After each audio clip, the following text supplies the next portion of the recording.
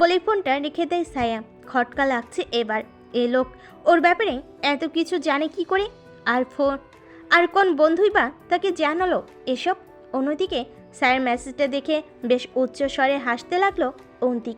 এই মেয়ে যে অপরিচিত লোকের সঙ্গে কথা বলবে না তা সে আগে আন্দাজ করেছিল, বরং মেসেজের রিপ্লাই পেয়ে অবাক হয়েছিল কিঞ্চিত। এখন আর মেসেজ না করাই মঙ্গল, না হলে ব্লক খেতেও খুব বেশি সময় লাগবে না। কান থেকে হেডফোনটা খুলে রাখলো অন্তিক। বর্তমানে তার অবস্থান রেডিও স্টেশনে। চোখের উপর পড়া সিল্কি ব্রাউন কালার চুলগুলোতে ফুদে উঠে দাঁড়ালো অন্তিক।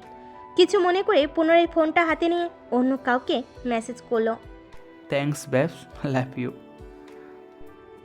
হরেক রঙের মিশ্রিত শার্ট তার গায়ে। ফর্মাল লুকে যেই শার্ট ভুলেও পরা যায় না, তবে এমন পোশাক অন্তিকের পছন্দ।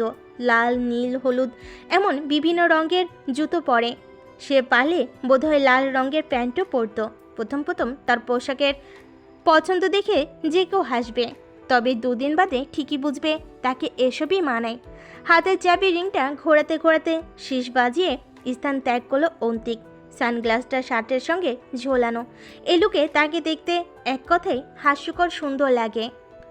আজকে সারাটা দিন বাসায় রইল ছায়া, যেটা তার সঙ্গে মোটেই খাপ খায় না। আর এই সময় কত